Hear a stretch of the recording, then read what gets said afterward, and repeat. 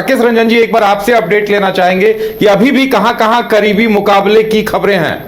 देखिए, अब ज्यादा जगह नहीं, लीड जो है कंसोलिडेट हो रहे हैं। हालांकि नरकटिया में जेडीयू के विशाल कुमार 174 वोटों से आगे हैं, तो ये वो एक सीट है जहां रिजल्ट जो है वो बदल सकता है। वाल्मीकि नगर में कांग्रेस के सुरेंद्र प्रसाद जो हैं वो 898 वोटों से लीड कर रहे हैं। जहानाबाद में जो जेडीयू के चंद्रेश्वर प्रसाद हैं वो 260 वोटों से लीड कर रहे हैं। नबीनगर में आमोद चंद्रवंशी आरजेडी के वो 605 वोटों पर लीड कर रहे हैं। रफीगंज में आरजेडी के डॉक्टर गुलाम शाह जो हैं वो 871 वोटों से लीड कर रहे हैं। मोहिउद्दीन नगर में आरजेडी की इजिया अहमद जो हैं वो 1126 वोटों से लीड कर रही हैं। तो ये कुछ सीटें ऐसी हैं जहां के परिणाम जो है वो बदल सकता है। मैं अभी दरभंगा प्रमंडल को देख रहा था तो उसमें दिखता है कि मधुबनी की 10 सीटों में 9 सीटों पर जो है एनडीए लीड करते हुए दिख रहा है। सिर्फ बिस्फी की सीट है जहां पर हरिभूषण ठाकुर बचौल जो है वो पीछे चल रहे हैं। समस्तीपुर में भी जो हम लोगों ने अनुमान 6-4 का लगाया था वही है, यहाँ पर एनडीए 6 है और जो महागठबंधन है उसको 4 सीटों पर बढ़त दिख रही है। दरभंगा में देखिए तो जाले में बीजेपी को बढ़त है, कुशेश्वर स्थान में जेडीयू को बढ़त है, गौराबौराम में बीजेपी को बढ़त है, बेनीपुर में जेडीयू को बढ़त है, अलीनगर में बीजेपी को बढ़त है।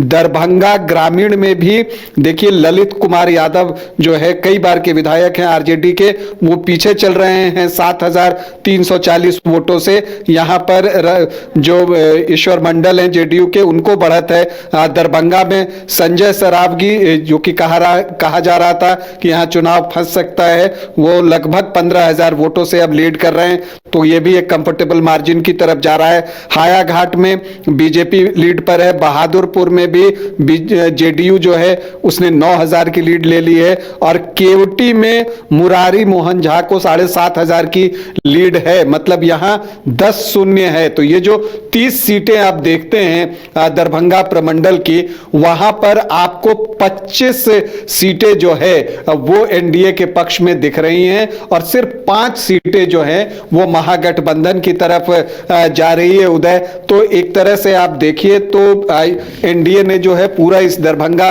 प्रमंडल में जो है वो कमाल कर दिया है। एक और बात हम लोग कर लें, यहां पर अगर देखें हम लोग सिवान में 8 सीटें हैं, वहां पर 6 सीटों पर एनडीए को बढ़त दिख रहा है और आरजेडी जो है वो 2 सीटों पर आगे है। सिवान में मंगल पांडे की बढ़त जो है वो लगभग 12,000 वोटों की दिख रही है। जीरादेई में जेडीयू प्रत्याशी जो है वो 2,000 वोटों से लीड कर रहे हैं। दरौली रघुनाथपुर में ओसामा साहब को भी 12,000 वोटों की बढ़त है। दरौंधा में मुकाबला कड़ा चल रहा है, वहां पर बीजेपी के करणजीत सिंह सिर्फ 1,460 वोटों से आगे हैं। तो बड़हरिया में राजद के उम्मीदवार अरुण कुमार गुप्ता को सिर्फ 226 वोटों की बढ़त है, तो यहां पर भी जो है उलटफेर हो सकता है। गौरियाकोठी महाराजगंज में जो है एनडीए को बढ़त है। गोपालगंज, जैसा कि हम लोगों ने अपने आकलन में कहा था कि 6 की 6 सीटें जो हैं वो एनडीए को जाएंगी, वही चीज यहां पर दिख रही है, सारी सीटें एनडीए के पास है। और सारण जो कि मजबूत गढ़ रहा है आरजेडी का, वहां पर भी 7 सीटों पर बढ़त जो है वो एनडीए के पास है और 3 सीटों पर जो है महागठबंधन को। तो ये जो आप प्रमंडल देखते हैं सारण का, वहां पर जो आप देखिएगा 24 सीटें हैं, उसमें 19 सीटों पर जो है वो एनडीए को बढ़त दिख रही है और सिर्फ 5 सीटों पर महागठबंधन को। तो जो मजबूत इलाका है महागठबंधन का, वहां भी एनडीए बढ़त बनाने में कामयाब हुआ है। तो लैंडस्लाइड विक्ट्री जो है वो उस तरफ एनडीए जो है वो बढ़ता चला जा रहा है। बिल्कुल, हमारे सामने कुछ और भी आंकड़े आए हैं, हम उनकी बात करेंगे। देखिए, जो बीजेपी और जदयू के मंत्री थे उसमें से सम्राट चौधरी तारापुर से जीत रहे हैं, विजय कुमार सिन्हा लखीसराय से आगे हैं, मंगल पांडे सीवान से, नितिन नवीन बांकीपुर से, तारकिशोर प्रसाद कटिहार से, रेणु देवी बेतिया से, जीवेश मिश्रा जाले से, नीतीश मिश्रा झंझारपुर से, प्रेम कुमार गया टाउन से, नीरज कुमार बबलू छातापुर से, केदार गुप्ता कुढ़नी से, कृष्ण कुमार ऋषि बनमंखी से, संजय सरावगी दरभंगा से।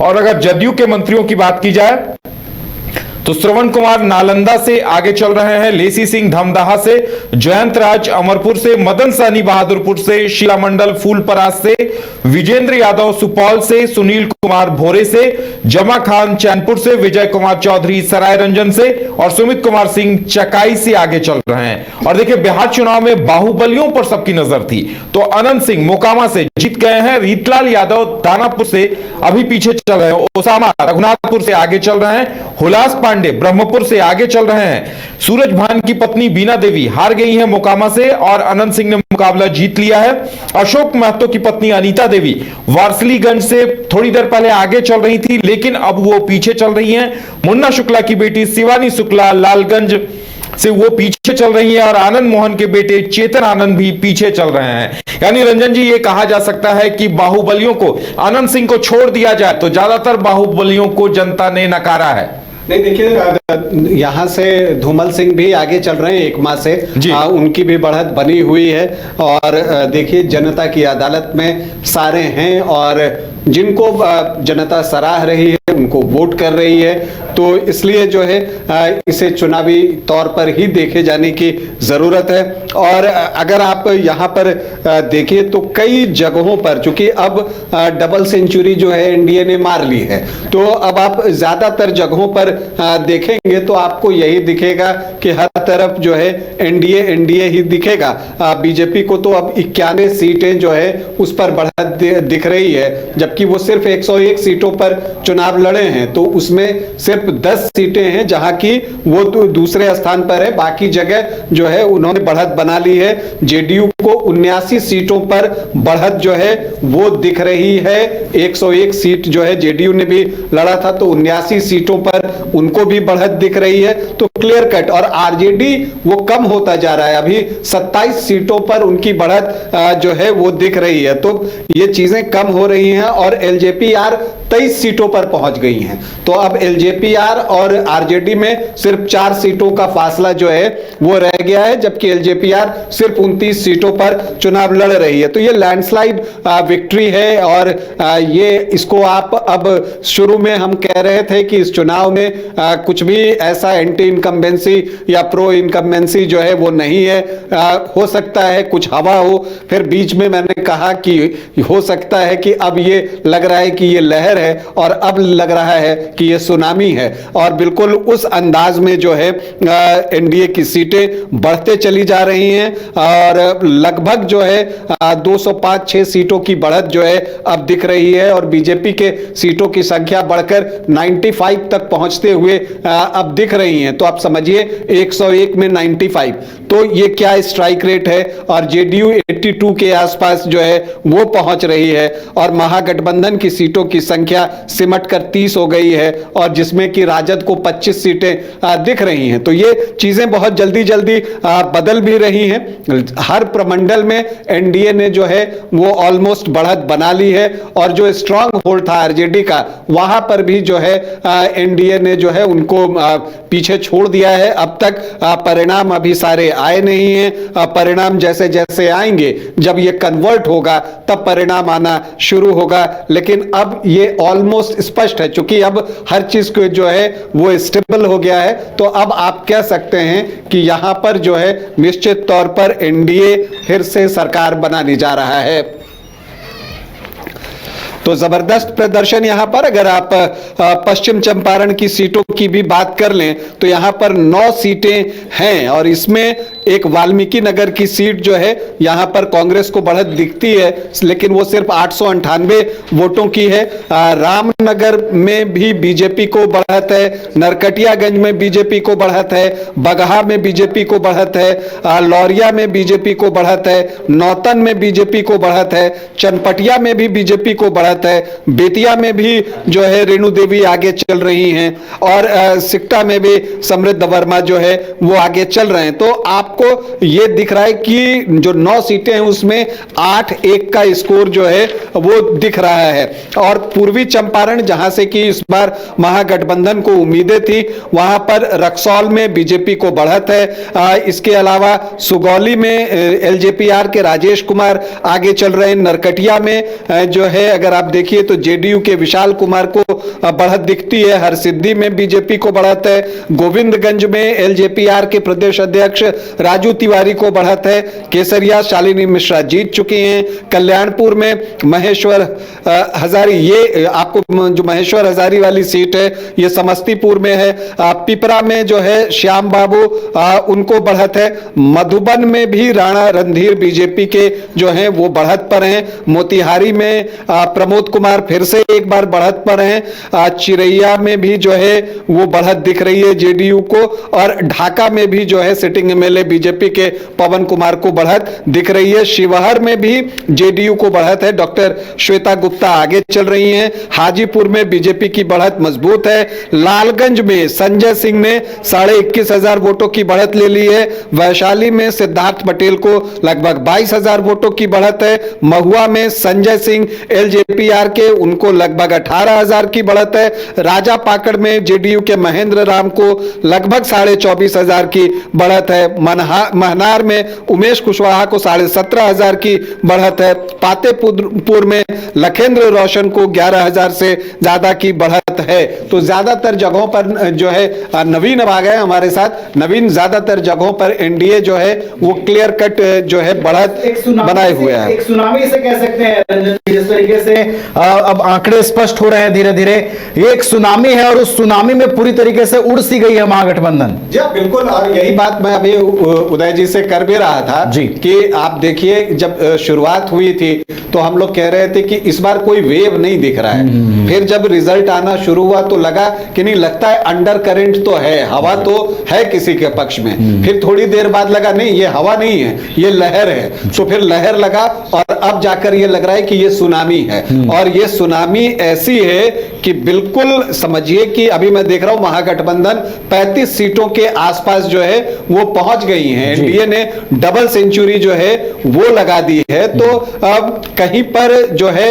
वो आप कहते हैं कि जो एक मुकाबले की बात है वो दिखता नहीं है। इसके कई कारण हैं जो कि हम लगातार डिस्कस करते रहे हैं। और कहां पर कौन सा कारण जो है इफेक्टिव रहा प्रदेश है, तो हर इलाके का अपना समीकरण है, अपना गणित है। जैसे रोहतास की बात कीजिए, अभी पिछली बार जो है यहां पर एनडीए का सुपड़ा साफ हो गया था 2020 में, सारी सीटें उन्होंने गवा दी थी। और इस बार मैं देख रहा हूं कि एनडीए ने सारी सीटें जीत ली हैं। मतलब जीत नहीं ली है, मतलब रुझानों में आगे हैं। चिनारी में मुरारी प्रसाद गौतम जो है वो आगे चल रहे हैं, हालांकि मुकाबला यहां कड़ा है, 1,500 वोटों से आगे हैं। सासाराम में स्नेहलता कुशवाहा, उपेंद्र कुशवाहा की पत्नी की जो बढ़त है वो लगभग 6,000 वोटों के आसपास पहुंच रही है। करगहर में वशिष्ठ सिंह ने बड़ा मार्जिन ले लिया है, 18,000 से ज्यादा वोटों से आगे हैं। दिनारा में आलोक कुमार सिंह आरएलएम प्रत्याशी हैं, वो लगभग 4,500 वोटों से आगे चल रहे हैं। नोखा में नागेंद्र चंद्रवंशी 17,000 वोटों से आगे चल रहे हैं। तो डेहरी में राजीव रंजन सिंह को जो है लगभग 18,000 वोटों की बढ़त है। और काराकाट में अब पहले अरुण सिंह बढ़त पर थे, अब महाबली सिंह जो है वो बढ़त पर आ गए, लेकिन मुकाबला यहां पर भी कड़ा है, 1,500 वोटों का ही मार्जिन है।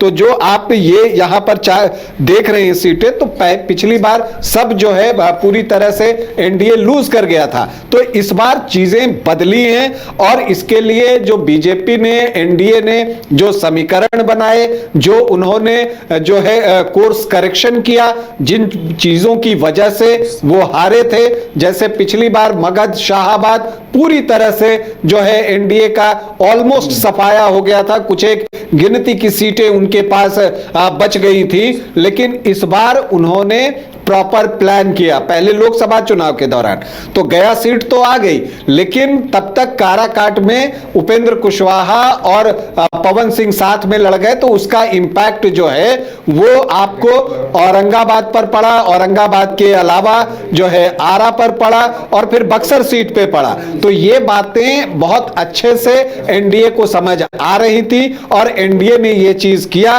कि इसको कोर्स करेक्शन करना होगा, और इसके लिए उन्होंने क्या किया, उन्होंने ये किया कि उपेंद्र कुशवाहा से पवन सिंह की मुलाकात हुई। पहले पवन सिंह बीजेपी में शामिल हुए, फिर उनको उपेंद्र कुशवाहा से मिलने के लिए भेजा गया और फिर वो तस्वीर सोशल मीडिया पर वायरल हुई और उसके बाद स्पष्ट हो गया। तो जो लोकसभा चुनाव के दौरान राजपूत वोटर्स और कुशवाहा वोटर्स ने एनडीए को इकट्ठे वोट नहीं किया था, वहां पर जो है उसको इस बार इकट्ठा किया गया। राकेश जी, कई जगहों पर जहां पिछली बार एनडीए चूकी थी या एनडीए के अंदर एक ये कशक था कि ये कर देते तो यहां पर ये हो जाता, वो चीज इस बार बदली है और एनडीए जो है वो बेहतर नजर आ रही है। हमारे साथ पटना स्टूडियो से हमारे दो सहयोगी, वरिष्ठ सहयोगी भी लगातार बने हुए हैं, अभिषेक जी और खालिद राशिद जी भी हमारे साथ हैं। खालिद जी के पास चलते हैं। खालिद जी, देखिए अब तो चीजें लगभग स्पष्ट लग रही हैं, इसे आप सुनामी अब कह सकते हैं, अभी से 1-2 घंटे पहले आप इसे लहर कह सकते थे, लेकिन अब यह सुनामी है। क्या प्रतिक्रिया होगी आपकी? देखिए, चुनाव के नतीजों ने एक तरह से स्पष्ट कर दिया, हालांकि अभी तक जो है ये रुझान ही कहे जाएंगे जब तक के ऑफिशियली सारे नतीजे कंफर्म नहीं कर दिए जाते हैं चुनाव आयोग के जरिए। लेकिन जो ट्रेंड है ना, अब तो ईवीएम से काउंटिंग होती है तो उसमें बहुत ज्यादा समय नहीं लगता है, डिक्लेरेशन में भले ही बहुत समय लग जाए, लेकिन जो समय है वो अब कम लगता है। जब बैलेट पेपर की गिनती होती तो लंबे समय तक चलती थी वो गिनती, अभी जो ट्रेंड मिल रहे हैं उससे ये स्पष्ट हो गया। ये कुछ लोग कह रहे हैं कि ये साइलेंट सुनामी है, साइलेंट लहर है, जो भी है, लेकिन मुझे तो लगता है कि ये थंडर स्टॉर्म है जी, एक तरह का।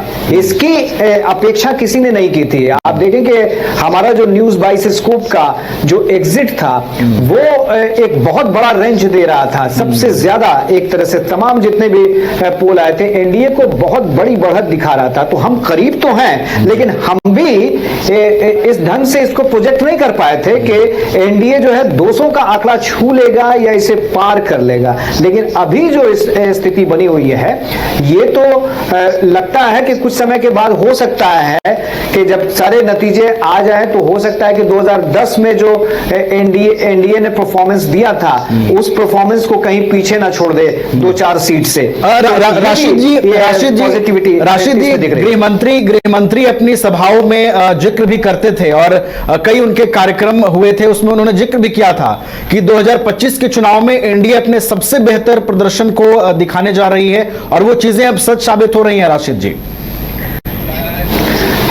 निसंदेह अपनी तमाम सभाओं में जो कॉन्फिडेंस था अमित शाह का वो साफ तौर पे दिखा। अपनी हर सभा में वो इस बात का जिक्र करते थे कि चाहे महागठबंधन के लोग कितना भी ख्याली पुलाव बना लें, लेकिन इस बार जो एनडीए का परफॉर्मेंस होगा, जो प्रदर्शन होगा, वो चौंकाने वाला होगा। और इससे चौंकेंगे वो लोग जो वस्तु स्थिति से परिचित नहीं है, जो ग्राउंड पे काम कर रहे हैं, जो लोगों के टच में है। हम जैसे लोग जो पत्रकार हैं खासतौर पे काफी सक्रिय रहते हैं, तो लोगों से जो ग्राउंड पे बातचीत होती रही है तो उनके बीच में क्या मुद्दे हैं ये तो समझ में सभी को आता है। और इसीलिए देखिए कि इसका रिफ्लेक्शन आपको तमाम एग्जिट पोल में दिख रहा होगा। तमाम एग्जिट पोल जो ये दिखा रहे थे कि वो एनडीए की वापसी हो रही है, सत्ता में वापसी हो रही है, नीतीश कुमार की ताजपोशी एक बार फिर से होगी, है ना। तो ये जो है रिटन ऑन द वॉल, ये script written on the wall था। लेकिन हाँ, आश्चर्य ये है कि जो नंबर है, लेकिन अमित शाह जिस तरह की स्ट्रेटेजी बनाते हैं, जो चुनाव कैंपेन बनाते हैं, बीजेपी की जो कैंपेनिंग स्टाइल है उसमें बहुत कॉन्फिडेंस था। अपनी तमाम सभाओं में वो जिक्र कर रहे थे कि 200 का आंकड़ा तो हम पार करेंगे, है ना, 2025, है ना, 225 फिर से नीतीश, ये भी बातें लगातार उठ रही थी। तो उसके करीब करीब आंकड़ा पहुंच गया है। बिल्कुल, ये सटीकता के साथ सही हो रहा है और इसका अर्थ ये है कि ग्राउंड पे काफी काम किया गया। ये केवल बातें नहीं थी, है ना। तेजस्वी यादव की तरह ये घोषणा नहीं की जा रही थी, है ना। मन बढ़ू एक तरह से बयान जो उनकी तरफ से आया कि हम 18 तारीख को शपथ ग्रहण करेंगे और महागठबंधन की सरकार बनने जा रही है, तो ये इसके पीछे कोई होमवर्क नहीं था। लेकिन जहां तक अमित शाह का सवाल है और बीजेपी के स्टार प्रचारकों का सवाल है, जेडीयू का सवाल है, उन्होंने जो कुछ भी कहा ग्राउंड पे वो चीज पहले से स्थापित थी। लोगों को वापस आपके पास आएंगे। दिल्ली से हमारे संवाददाता दीपक जुड़ गए हैं और दिल्ली बीजेपी मुख्यालय में भी जश्न की तस्वीरें नजर आ रही हैं। वहां पर भी जो है एक अलग माहौल, एक उत्साह सा माहौल बीजेपी के कार्यकर्ताओं में नजर आ रहा है। हमारे साथ दीपक जुड़ गए हैं। दीपक, देखिए अब चुनाव के नतीजे स्पष्ट होने को हैं। एनडीए प्रचंड बहुमत के साथ सत्ता में वापसी कर रही है। दिल्ली में कितना उत्साह है कार्यकर्ताओं के अंदर? दीपक, प्रचंड जीत है इस बार एनडीए की और भारतीय जनता पार्टी ने खासतौर पर इस तरीके से मेहनत करी थी और ये माना जा रहा था कि आंकड़ा जो है वो जेडीयू से कम आने वाला, लेकिन हम पहले से चाह रहे थे इस बार जो आंकड़ा है वो भारतीय जनता पार्टी बिहार में क्रॉस करेगी। और ये बड़े भाई के लिए जो भारतीय जनता पार्टी इस बार हमेशा से इस तरीके से इस बार भारतीय जनता पार्टी के बड़े भाई के रूप में जो इस बार हुई है, ये कहीं न कहीं बहुत बड़ी बात है। सुबह से आंकड़े जिस तरीके से सामने आ रहे थे, थोड़ा सा सस्पेंड जैसे ही के बाद जब की जब गिनती शुरू हुई, उसके बाद पिक्चर बिल्कुल साफ होती दिखाई दे रही है। उसके बाद जो है ये प्रधानमंत्री नरेंद्र मोदी के हेडक्वार्टर पहुंचेंगे, जनता को संबोधित करेंगे। लेकिन उससे पहले दिल्ली के हेडक्वार्टर में जो कार्यकर्ताओं में बड़ा जुट जो है दिखाई दे रहा है। अभी ढोल नगाड़े बजाए जा रहे हैं, बैंड से स्वागत किया जा रहा है और प्रधानमंत्री की जो तैयारियां हैं आगे की वो पूरी कर दी गई है। लेकिन ये खासतौर पे काफी अहम है क्योंकि मेरे साथ प्रवक्ता भी जुड़ने वाले हैं, उनसे जानेंगे कि ये जो चीज है वो कितनी अहम हो जाती है। मेरे साथ प्रवक्ता है और मैं उनसे जरूर इस चीज के बारे में शेयर देना चाहूंगा। एक बड़ी प्रचंड जीत है इस बार, क्योंकि जो देखिए एनडीए एक बहुत शानदार जीत के साथ आगे बढ़ रहा है। जो आप देखेंगे पूरे परिणाम आएंगे, आंकड़ा और बढ़ेगा। सबसे पहले तो एक एनडीए नेता भाजपा के प्रवक्ता के तौर पर मैं जनता के प्रति श्रद्धा से शीश झुकाता हूँ और उनको नमन करता हूँ कि उन्होंने एक देश ताकि जो लोग भी लगातार जनहित के काम करने वाली सरकारें हैं, जनहित के मुद्दों पर काम करने वाली पार्टियां हैं, उनको उनके मेहनत का मजदूरी मिले। और इसलिए मैं जनता को धन्यवाद करता हूँ। और हमारा जो गठबंधन है वो बिहार की तरक्की के लिए बना होगा। यहाँ बड़ा भाई छोटा भाई कुर्सी की लड़ाई ये एक चीज तो नहीं है। अनेक अवसर बड़े और छोटे का कोई भेद नहीं करता और हम लोग मिल करके बिहार की तरक्की के लिए विकास काम किए हैं। आगे महिलाओं ने अपना बहुत साथ दिया है। जो डॉक्टर आपने चुना था वो काम करेगा इस बार।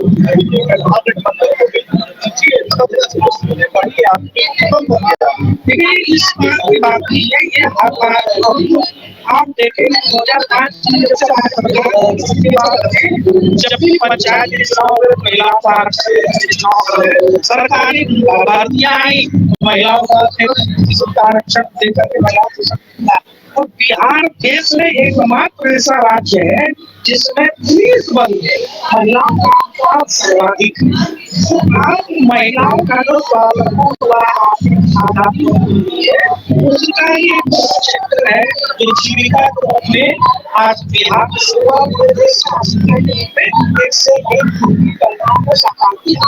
आज 1.5 से अधिक महिलाएं सरकार की आर्थिक सहायता के साथ आगे बढ़ रही है। रोजगार का हर जगह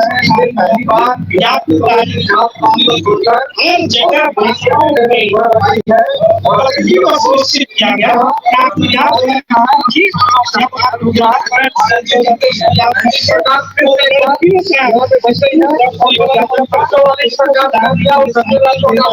उनको ऐसा शिक्षक के अवशांत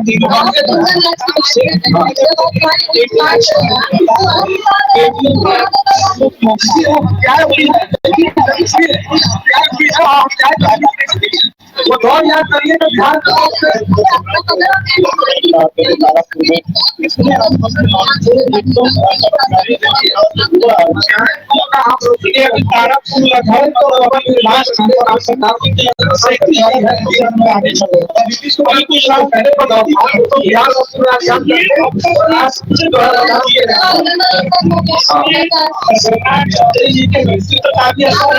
और उनके चुनाव चिन्ह का भी असर है, क्योंकि लंबे समय से लोगों को दिलीप बताते थी कमल का बटन दबाना, और मैंने भी जिंदगी में पहली बार कमल का बटन इसी चुनाव में ये बीजेपी को साफ तौर पर आप समझ सकते हैं नवीन कि किस तरीके से जो मुश्किल जो है कि चेहरे पे आप साफ तौर पर सकते हैं, खासतौर पर सम्राट चौधरी की बात करें क्योंकि ये निश्चित नहीं लग रहा था कि सम्राट चौधरी इस बार का चुनाव आराम से कर लेंगे। जो की पूरी है शैली है जिस तरीके से वो पूरे विधानसभा में जो बड़ी बड़ी जनसभाएं जो भारतीय जनता पार्टी की होगी, निश्चित तौर पर एक बड़ा आंकड़ा जो है 200 का पार जो है इस बार भारतीय जनता पार्टी के रहते हुए एनडीए सरकार ने की है। ये आप अपने आप में एक चमत्कारी जो आंकड़ा जो है उसको जो है देखा जा सकता है। बिल्कुल दीपक, वहां पर उत्साह है, वहां के जो स्थानीय नेता हैं उनसे भी आपने बात की है, एक जबरदस्त उत्साह है और पीएम जब पहुंचेंगे तो वो उत्साह किस कदर का होगा दीपक, ये तस्वीरें पहले भी हमने देखी हैं जब बाकी दूसरे राज्यों में एनडीए प्रचंड बहुमत के साथ सत्ता में वापस आती है, पीएम जब बीजेपी मुख्यालय पहुंचते हैं वहां से जनता के बीच जो मैसेज जाता है या बीजेपी मुख्यालय में जो तस्वीरें दिखाई देती हैं वो बेहद खास होती हैं। तो बीजेपी मुख्यालय में और क्या विशेष तैयारियां दीपक की जा रही हैं, पीएम पहुंचने वाले हैं और कौन कौन से बड़े नेता पीएम के साथ शामिल हो सकते हैं? प्रधानमंत्री नरेंद्र मोदी देर शाम यहाँ पहुंचेंगे, तैयारियां जो है पूरी कर दी गई है। प्रधानमंत्री जो महामंत्री है, जो संगठन के महामंत्री हैं, वो यहाँ पे मौजूद रहने वाले हैं क्योंकि जश्न का माहौल जो है बिहार के पटना में अधिक है। लेकिन प्रधानमंत्री को सुनने के लिए तमाम राज्यों के जो जनता है वो आतुर रहती है और भारतीय जनता पार्टी के हेडक्वार्टर की जो तस्वीर मैं आपको दिखाऊंगा नवीन कि किस तरीके से हेडक्वार्टर की जो तस्वीरें हैं वो मैं आपको साफ तौर से दिखाऊंगा क्योंकि सारी तैयारियां जो है वो यहाँ पे कर ली गई है। आप देख सकते हैं कि जो एसपीजी की टीम है, दिल्ली पुलिस की टीम जो है वो यहाँ पे पहुंच रही है। उसके साथ साथ आप देख सकते हैं कि भारतीय जनता पार्टी का जो झंडा है, जो बैनर है, उसको यहाँ पे लगाया जा रहा है। एक बड़े मंच की जो तैयारियां है वो की जा रही है क्योंकि देर शाम जब प्रधानमंत्री यहाँ पहुंचेंगे और बिहार विधानसभा चुनाव की जीत का जो फॉर्मूला है वो सबके सामने रखेंगे, वो मंत्र देंगे। तमाम जिस तरीके से एक बड़ी स्ट्रेटेजी रही उसको लेकर नवीन कैसे भारतीय जनता पार्टी ने काम किया क्योंकि जब बंटवारा हो रहा था और बड़ी राहत थी वो देखी जा रही थी, लेकिन जैसे जैसे बिहार चुनाव के रिजल्ट आने शुरू हुए तब ये समझ में आ गया कि जो रिजल्ट किए गए थे वो अपने आप में काफी महत्वपूर्ण था। और आप देख सकते हैं कि मेरे पीछे को ये तस्वीरें आपको दिख रही थी, इस तरीके से ढोल बाजे नगाड़ों के साथ जो है ये तमाम जो तस्वीरें हैं वो भारतीय जनता पार्टी के मुख्यालय के आपको दिखाई दे रही होगी। और थोड़ी देर बाद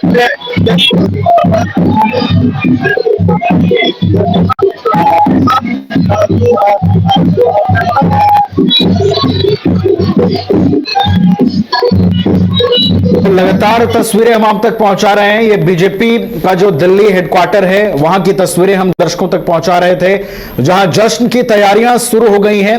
बिहार में प्रचंड बहुमत के साथ एनडीए सरकार की वापसी होती दिखाई दे रही है और भारतीय जनता पार्टी सबसे बड़ी पार्टी बनकर बिहार चुनाव में उभर रही है और जाहिर तौर पर यह उत्साह जो है वो दिखेगा कार्यकर्ताओं में। बिहार से लेकर दिल्ली तक जश्न का माहौल है। बिहार की राजधानी पटना की बात करें या फिर अलग अलग जिला मुख्यालयों की बात करें, हर जगह जश्न की तैयारियां की जा रही हैं। जो है मिठाई पकवान तैयार हो रहे हैं और एक अलग उत्साह है कि भारतीय जनता पार्टी सबसे बड़ी पार्टी बिहार में बनी है, एनडीए के साथ मिलकर चुनाव लड़ा, जो दावे किए और जो ग्राउंड पर जो चीजें उतारने का बीजेपी ने दावा किया, अपने स्टार कैंपेनर्स को चुनाव मैदान में उतारे, वो जिस तरीके से जनता के बीच मैसेज देते नजर आए, उन तमाम चीजों का एक सकारात्मक असर होता हुआ दिखाई दे रहा है और वो बीजेपी के खेमे के अंदर एक उत्साह का भी संचार कर रहा है। हमारे साथ पटना से हमारे दो वरिष्ठ सहयोगी भी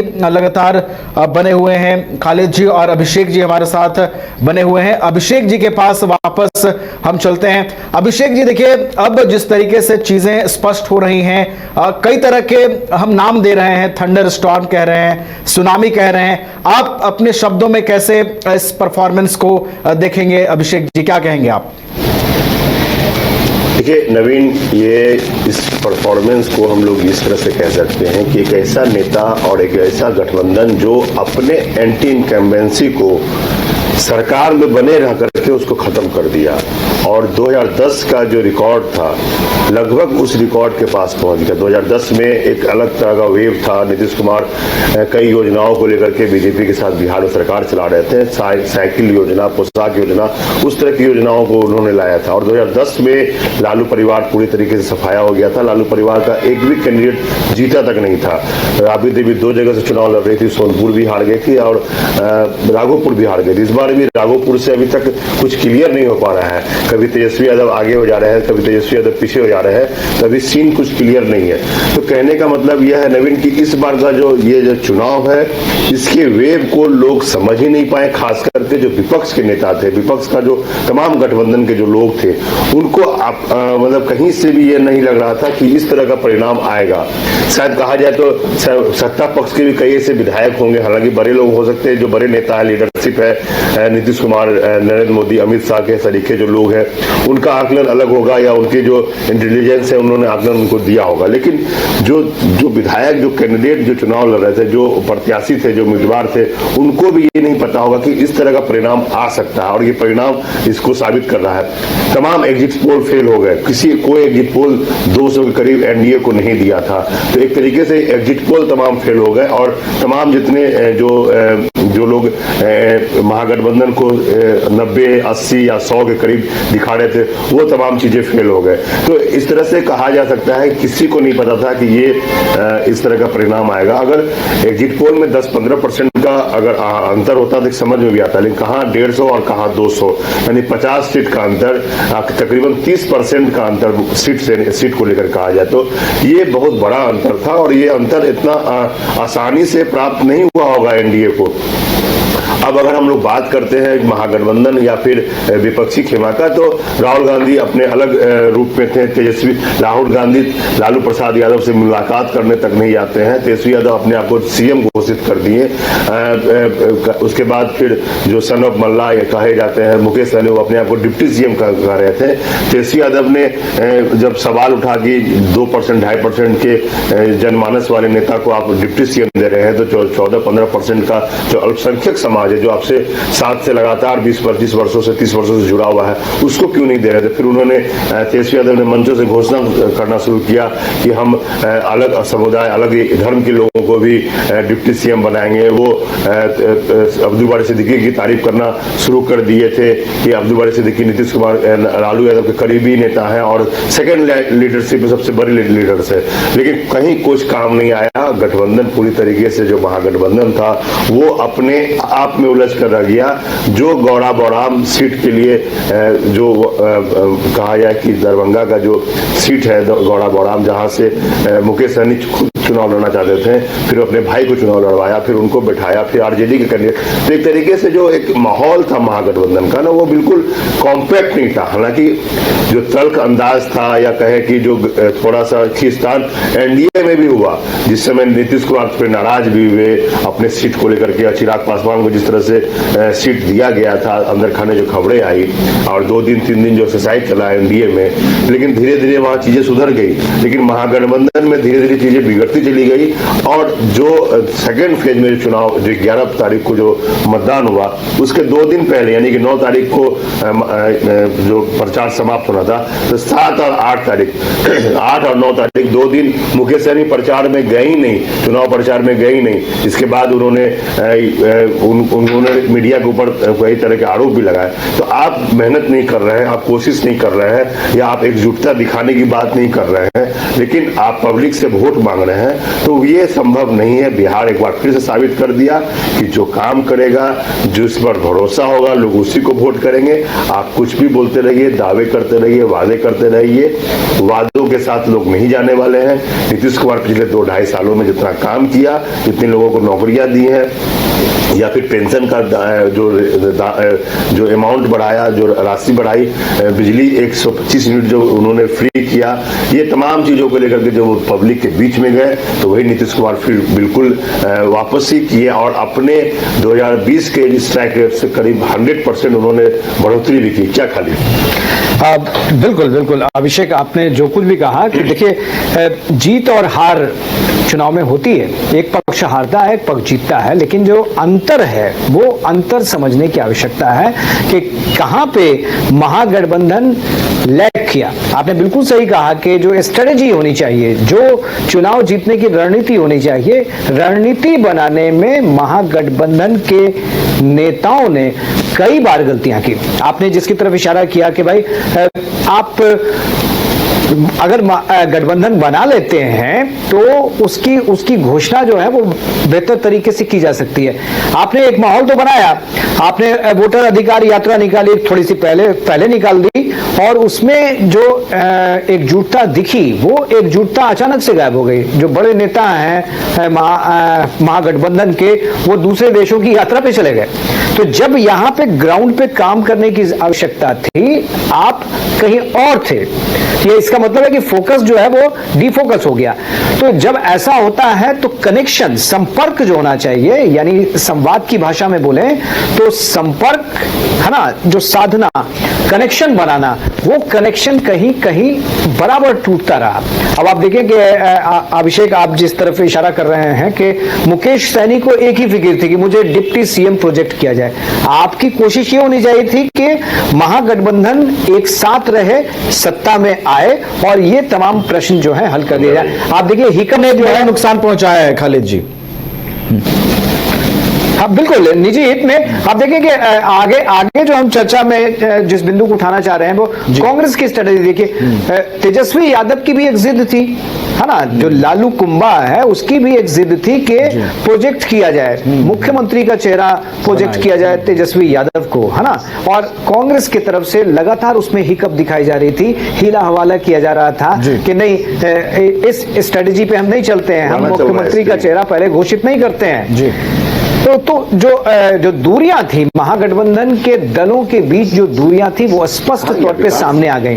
जीत की जो वजह हम लोग तलाश रहे हैं कि 10,000 स्कीम की वजह से जो 9% महिलाओं का मतदान अधिक हुआ है, उनमें जो एक करंट आया, है ना, ऊर्जा आई, सत्ता में वापसी के लिए नीतीश कुमार को लाने की जो उनमें ललक दिखी, 9% का जो इजाफा दिखा उनके मतदान में, वो कारण हम गिन रहे हैं। इसके अलावा जो तमाम कल्याणकारी योजनाओं की घोषणा है वो कारण हम गिन रहे हैं। लेकिन जो सबसे बड़ा कारण है वो एनडीए की एकजुटता और मैनेज्ड वे में प्रबंधन के साथ आगे बढ़ना, है ना। तो ये नवीन बड़ा कारण मुझे लगता है। तो इंट्रोस्पेक्शन का समय है, आत्म जो अवलोकन होता है उसका समय है महागठबंधन के नेताओं के लिए कि क्यों जनता ने उन्हें इस तरह से नकार दिया। एक तो नकारना होता है, लेकिन इस तरह से नकार देना। खालिद जी, उसी स्थिति में पहुंचे। संजय झा का एक रिएक्शन आया है हमारे पास अभी, वो कह रहे हैं कि 65 से 70 ऐसी सीटें हैं जहां फासला 3 से 5,000 के बीच का है। वो ये भी कहते हैं कि हमने अंत तक रुझानों को बदलते देखा है, तो इंतजार कीजिए। अभी भी यानी कि थोड़ा सा कॉन्फिडेंस बचा हुआ है संजय झा के अंदर कि आरजेडी और आगे बढ़ेगी, ऐसा लगता है उनको। ये संजय झा, ये तो एनडीए के नेता हैं, जदयू के नेता हैं। माफ कीजिएगा मनोज झा जो राज्यसभा सांसद हैं, राष्ट्रीय मनोज झा ये कह रहे हैं। देखिए अभी जो है वो राजनेताओं में एक खासियत होती है कि जब तक अंतिम रूप से रिजल्ट घोषित ना कर दिया जाए, वो चिपका नहीं दिया जाए कि फाइनली इतनी सीटें आपकी आई, इतनी सीटें आपकी आई, तब तक वो यही कहते रहते हैं कि आने दीजिए, अंतिम कहा जा सकता है ख्याली पलाव मनोज झा का ये रह गया है। इससे ज्यादा मतलब अब कुछ नहीं होने वाला है और एक दिन में दो चमत्कार नहीं हो सकते हैं। हाँ, जो चमत्कार होना था वो हो गया। लेकिन अभिषेक, एक पक्ष तो है कि क्लोज फाइट तो कई जगहों पे हुई है। अगर आप देखें तो कई सीटों पे क्लोज फाइट हुई है और इस नजरिए से जो एग्जिट पोल है, जो कंफ्यूज्ड कई मुकाम पे दिखता है, कंफ्यूज दिखता है, उसकी वजह यह भी हो सकती है। तो मनोज झा के बयान का एक पक्ष जो है स्वीकारनीय है, एक पक्ष ये कि भाई क्लोज फाइट हो रही है, कई सीटों पे क्लोज फाइट हुई है। कुछ देर पहले तेजस्वी यादव ने ट्वीट भी किया कि जहां पर क्लोज फाइट है या जहां पर महागठबंधन एज में है, हालांकि कम ही फासला है, तो वहां पर काउंटिंग स्लो कर दिया गया है और वो हिदायत दे रहे हैं तमाम ऐसे अधिकारियों को कि आप लोगों की पहचान रखी जा रही है, की जा रही है, आप लोग कोई तरह की गड़बड़ी ना करें और अपने लोगों से वो अपील भी कर रहे हैं कि आप संयम बनाए रखें और आप काउंटिंग बूथ पर तैनाती के साथ रहे। तो ये एक आरोप तेजस्वी की तरफ से आया है, जिसके बाद मनोज झा का इस तरह का बयान आ रहा है। तो एक तरीके से वो अपने लोगों को एक तरह से ढाढ़स बांधने की कोशिश कर रहे हैं कि आप लोग जो बूथ पर है, जो काउंटिंग पर सेंटर पर है, अगर उनको थोड़ा सा अगर डिले भी होता है, अगर 7 बजे शाम तक या शाम तक। ठीक है अभिषेक जी, हमारे साथ पटना बीजेपी कार्यालय के बाहर से सौरभ जुड़ गए हैं।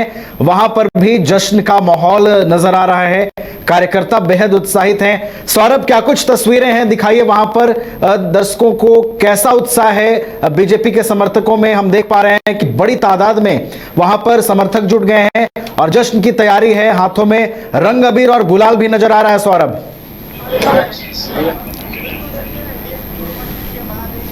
जी,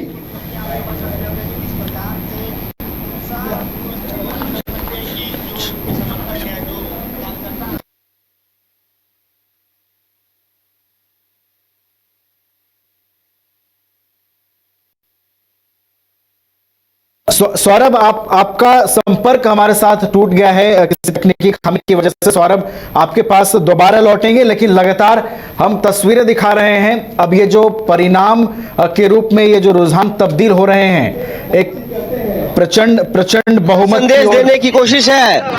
मैं यहीं से पैदल यात्रा करके पटना से दिल्ली जाऊंगा और पूरा बिहार वासियों की तरफ से मोदी जी को तहे दिल से धन्यवाद दूंगा। 200 पर आरजेडी का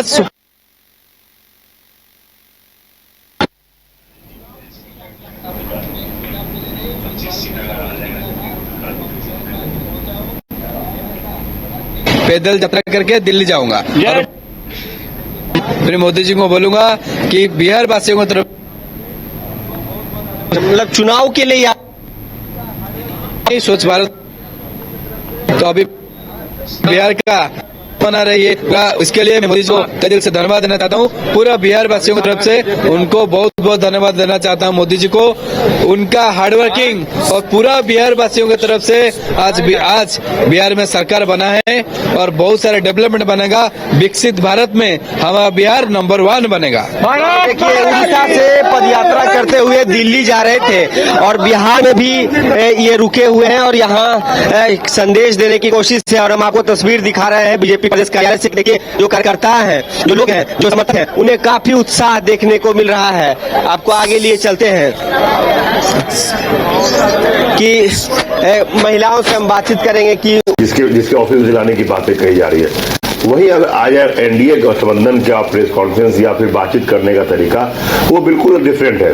अगर महागठबंधन की बात करें तो जो उनके फायर ब्रांड नेता है सुनील कुमार सिंह, जो एमएलसी हैं, जो बिस्कोमान के अध्यक्ष हुआ होते थे, जो अभी उनकी सदस्यता भी समाप्त हुई थी नीतीश कुमार की मिमिक्री करने की वजह से सदन के अंदर, एमएलसी है सदन के अंदर मिमिक्री करने की वजह, जो तेजस्वी यादव का मामा रिश्ते में लगते हैं, राबड़ी देवी उनको राखी, बिल्कुल बाद में वो कल मेल दिख रहे हैं, वो कल बोल रहे हैं कि अगर किसी तरह गड़बड़ियां होंगी बिहार की सड़कों पर, नेपाल का मतलब उदाहरण दिखेगा। जेएनजी जो है वो नेपाल के तरह पूरे बिहार को बना देंगे। तो ये क्या आप बोल रहे हैं, किस तरह की भाषा का इस्तेमाल कर रहे हैं?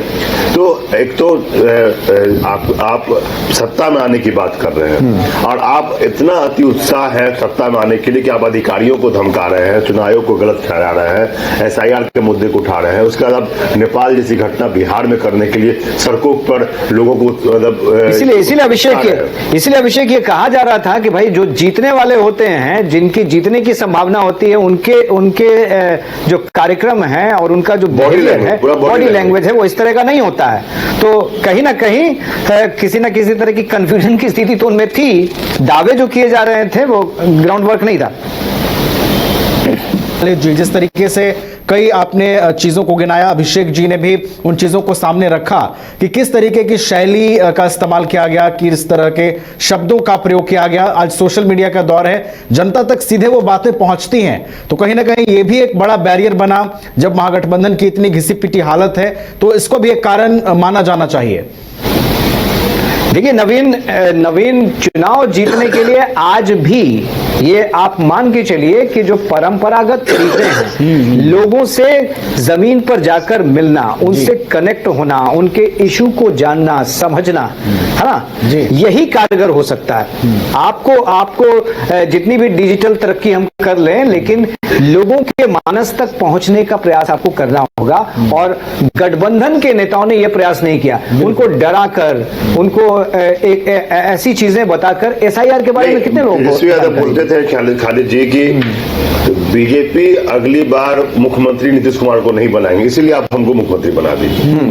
उनके कहने का भाषण का मतलब ही होता था कि बीजेपी इस बार, नीतीश कुमार बूढ़े हो चुके हैं, नीतीश कुमार बीमार हो चुके हैं, नीतीश कुमार अब सरकार नहीं चला रहे हैं, सरकार कोई और चला रहा है, दिल्ली से सरकार चल रही है। तो ये तमाम बातें बोलते थे, इस वजह से वो मांगते थे कि देखिए अभिषेक, आपने याद दिला दिया मुझे। अब ये जो मुद्दा है, ये पब्लिक से कनेक्ट होता है क्या? ये पब्लिक क्या इस आधार पे वोट करती है? आप किसी के बारे में बोले, नीतीश कुमार ने तो इसका कोई जवाब नहीं दिया, लेकिन उन्होंने अपनी भावभंगिमा से, अपने कार्यक्रमों से, लगातार सभाएं करके, रोड शो करके, है ना, ये साबित कर दिया कि भाई हम पूरी तरह से फिजिकली फिट हैं। I am able to take my decision. अपनी यात्राएं रद्द कर रहे थे बारिश की वजह से, उस समय नीतीश कुमार सड़क की मार्ग से जाकर के यात्राएं कर रहे थे, सभाएं कर रहे थे। और तेजस्वी अपनी यात्राओं को रद्द कर दिया कि बारिश में हेलीकॉप्टर नहीं हो रहा, और वो सभा में पहुंचने वाले लोगों को मोबाइल के फोन के जरिए संबोधित कर रहे थे। तो किसका ज्यादा जरूरत था? ये भी दर्शाता है कि जनता के बीच जाने के लिए आप कितने इच्छुक हैं, आप ग्राउंड पर जाने को लेकर कितने उत्साहित हैं। ये भी दर्शाता है ये जो चीजें हुई हैं। अभिषेक, बिल्कुल अति उत्साह है, मतलब तेजस्वी को देख के लग रहा था, और खास करके जो सन ऑफ मल्ला अपने आप को कहते हैं, मुकेश सहनी को देख के लग रहा था कि बस एक कदम दूरी पर मुख्यमंत्री और उप मुख्यमंत्री का कुर्सी रखा हुआ है, और बस 14 तारीख को जो परिणाम आएगा दोपहर के 2 बजे के बाद वो जाके बैठ जाएंगे। और इस तरह का रवैया, मतलब अति उत्साह जो है, कभी कभी नहीं, हमेशा राजनीतिक में काफी संयम के साथ रहना होता है। लालू यादव का एक लंबा अनुभव रहा है, लंबा कैरियर, लंबा संघर्ष के बाद 1990 में वो सरकार में आए थे।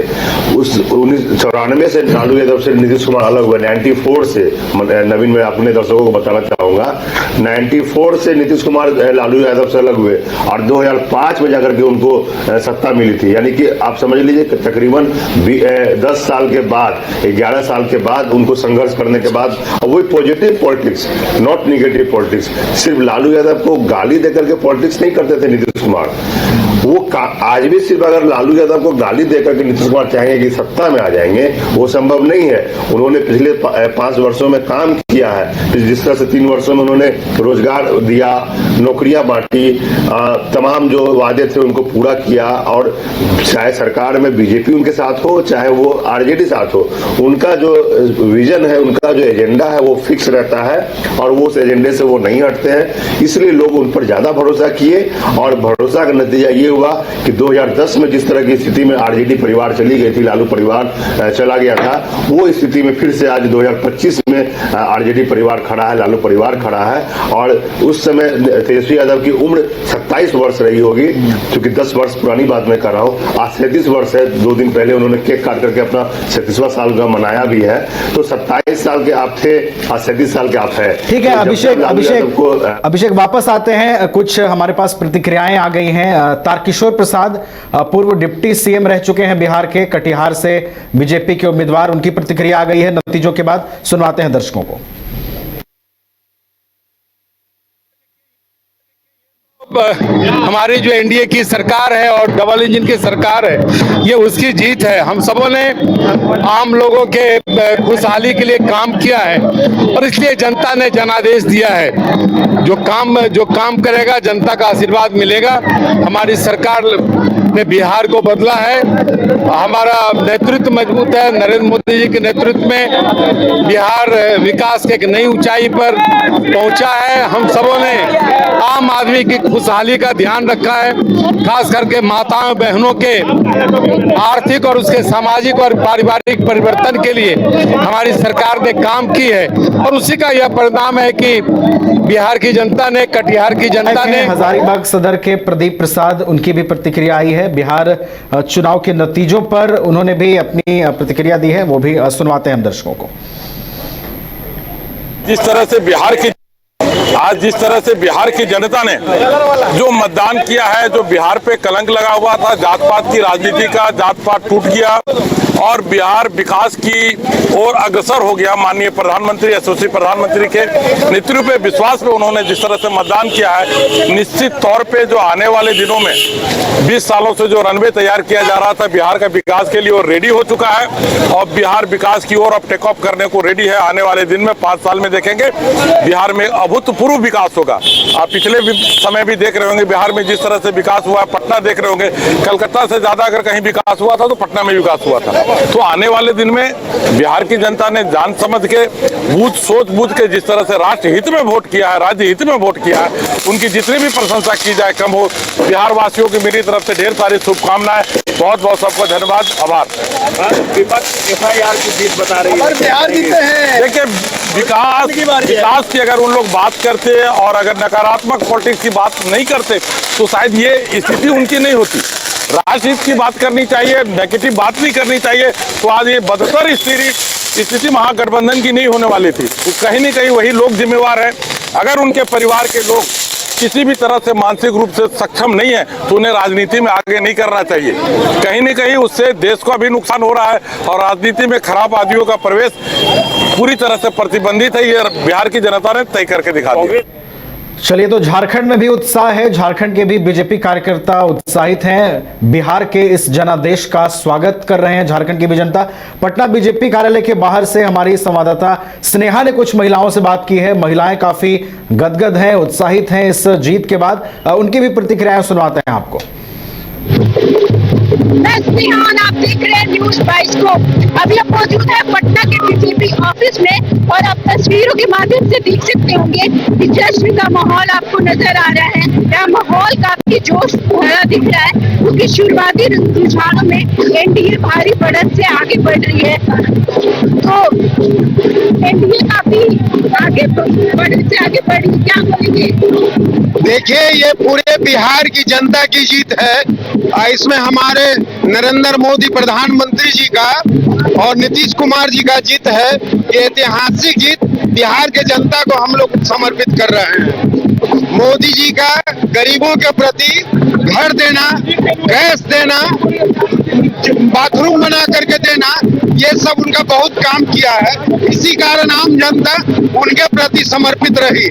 नीतीश जी ने गरीबों के लिए बोला है कि हम स्वरोजगार के लिए दे रहे हैं पैसा, 2 लाख आगे भी देंगे। सारी जनता नरेंद्र मोदी और नीतीश कुमार जी पे विश्वास कर करके पूरा बहुमत से, ऐतिहासिक बहुमत से जीत दिलाई है।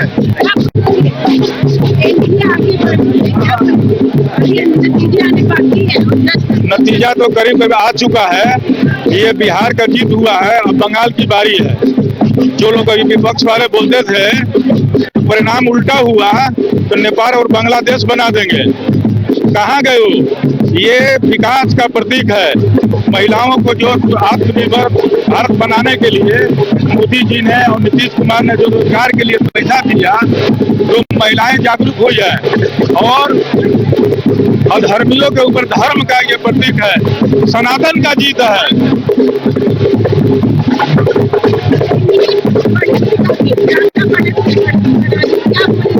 देखिए, बढ़त है आप जो है बिहार के जनताओं का, और वो माताओं को जिसको आज तक दबा के रखा गया था, उन माताओं ने दिखाया कि जो वोट बढ़ा, ये सारी अब जो है जितनी भी मनारियां हैं जिनको घर में आप रखे थे और लखपतियां उनको बनाया गया, उनको स्वरोजगार दिया गया, सशक्तिकरण किया गया, और वो बहनें अपने को सुरक्षित इस सरकार में महसूस की, और वो वोट उसका जो है एक वोट में परिणाम में बदला, जिसका आज आप परिणाम है इस तरफा जो आपका परिणाम आप देख रहे हैं,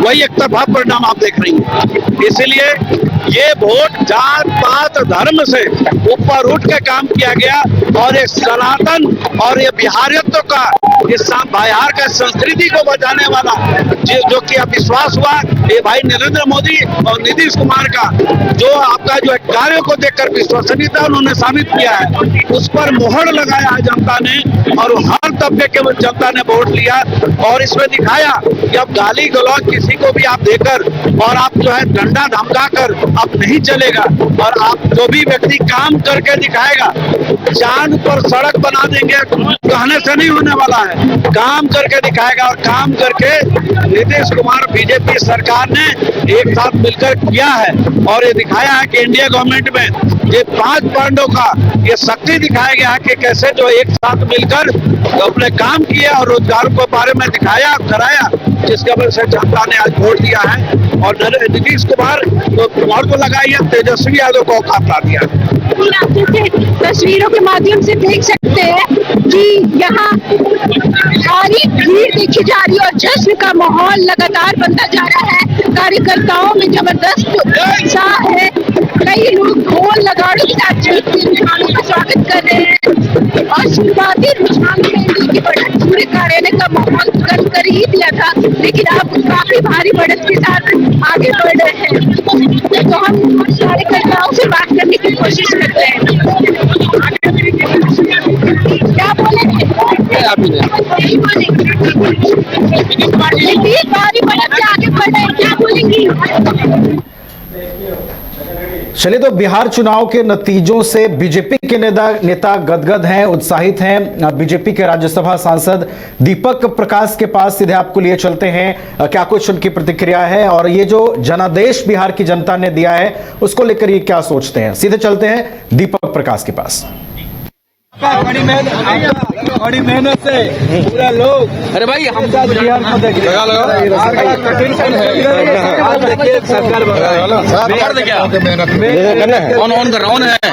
कौन है। देखिए दीपक प्रकाश जी हमारे साथ। दीपक जी, जो बिहार में जीत हुई है इसको कैसे देख रहे हैं आप? सर ये यहाँ की जनता को, यहाँ के मतदाताओं का अभिनंदन, एनडीए के एक एक कार्यकर्ताओं का बधाई। उन्होंने अपने मेहनत परिश्रम के बल पर एक अच्छा मुकाम पाया है, और इससे अलग हट करके बात की जाए तो ये मोदी मैजिक है, मोदी मैजिक। जो लोग नीतीश कुमार पर आरोप लगा रहे थे, अस्वस्थ हैं, ये हैं वो हैं, उन लोगों के लिए क्या कहिएगा? जो लोग आरोप लगा रहे थे आज वो खुद बीमार होकर के घर के अंदर पड़े हुए हैं, सोए हुए हैं, निराश हैं, हताश हैं, और कुछ तो पागल खाने जाने की तैयारी में। आप ये मानते हैं जो बिहार के जो मोदी सरकार नीतीश कुमार द्वारा जो लोक कल्याणकारी योजना है उसका कहीं न कहीं आप लोग को लाभ मिला है? निश्चित तौर पर जिस प्रकार से मोदी जी की केंद्र की सरकार गरीबों के आंख से आंसू पोंछने का काम किया, जिस प्रकार से युवाओं के साथ न्याय दिलाने का काम किया, महिलाओं को सशक्तिकरण करने का काम किया, और किसानों को भगवान मानते हुए, अन्नदाता मानते हुए उनके लिए कई योजनाओं को जमीन पर उतारने का काम किया, ये है मोदी मैजिक। मुख्यमंत्री के रूप में नीतीश कुमार ही को ही देख रहे हैं? उनके नेतृत्व में चुनाव लड़े हैं, स्वाभाविक है। बंगाल भी फतह करेंगे बिहार के बाद? बंगाल तो फतह करने का हम लोगों के हर कार्यकर्ताओं के दिल में अरमान है। चलिए, तो दीपक प्रकाश हमारे साथ थे, बात कर रहे थे, तो भारतीय जनता पार्टी का जो कार्यालय उसका नजारा हम आपको दिखा रहे थे, और दीपक प्रकाश से बात कर रहे थे, तो क्या कुछ कहा जीत को लेकर के आपने? सर राजवल्लभ के साथ पटना बिहार ग्रुप बना करके देना, ये सब उनका बहुत काम किया है, इसी कारण आम जनता उनके प्रति समर्पित रही। नीतीश जी ने